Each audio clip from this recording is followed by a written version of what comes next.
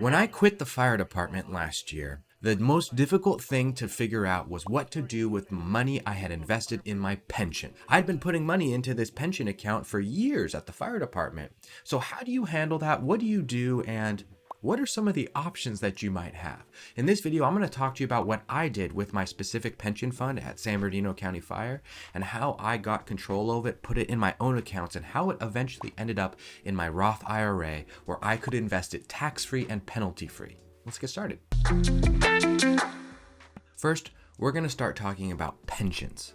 A pension is a retirement plan, an account that the employer puts together. You can contribute to it, the employer contributes to it, and then together you invest that money. When you retire, they use the money that they've invested for you on your behalf, along with the money that you've invested on a salary basis. Let me give you a good example. When I was at the fire department, I was 2.5 at 57. So what that means is that for every year of service that I had in the fire department, I would earn 2.5% of my salary. And the earliest that I could retire was 57. Let's say I got into the fire department at, let's do 27 years old. And then I put in 30 years, and that makes me 57. I'm now at retirement age, and I have earned 2.5% of my salary for those 30 years. Well, how much of my salary am I going to get? That's 75% of my salary. So I've been in there 30 years. I can retire at 57. Now I can take 75% of my salary and I can get paid that for the rest of my life until I die. That's how a pension works. So if your salary is $100,000, then you're going to get $75,000 a year after 30 years of service. And that's really the gist of pensions. Pensions range in all different shapes and sizes. Some are set up at 2% at 50 or 3% at 55. There's all different ranges of pension setups. So you need 5 complete years of service in order to become vested.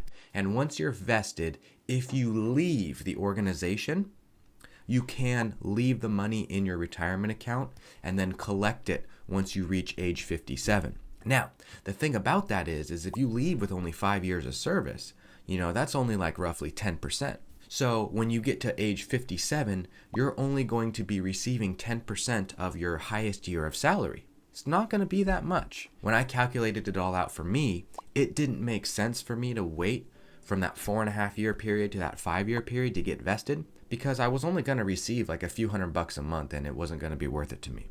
So instead, what I chose to do was take my pension money and put it into a rollover IRA. What I wanted to do was take out what I had contributed, invest it in my own accounts, and be responsible for it. I was like, you know what, guys, I just want to cut ties, just give all of it back. And so I was invested in a pension fund that was considered refundable. There's 2 words to describe pension funds in this respect, and that's refundable and non-refundable.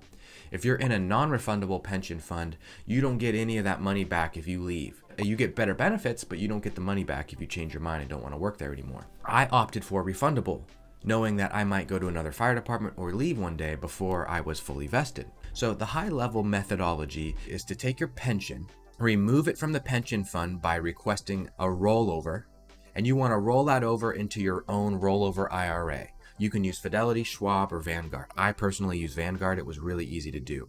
I called up Vanguard, I called up the pension company, I made sure they were both able to do it, and they handled it together. Then the money showed up into my Vanguard account, and it was all cash. And so I'm like, all right, cool, I can invest this now. So I purchased some stocks and some ETFs. And then I decided to convert it into a Roth IRA when the market dipped like this. That was my strategy for getting my money out of my pension into a rollover IRA and then into a Roth IRA so that I could be the master of my money and make more money with it.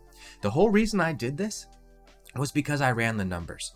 I could have like $800 a month for the rest of my life after I hit age 57, according to my pension, or I could take the $40,000, $50,000 that they had set aside for me, put it into my own account, invest it my way, and grow it into millions. That way, I can take advantage of the growth for the next 20 years.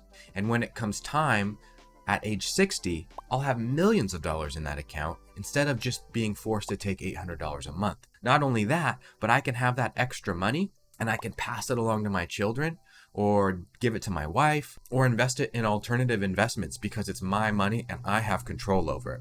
Do you actually control where the money's being invested and how to get it, or do you not?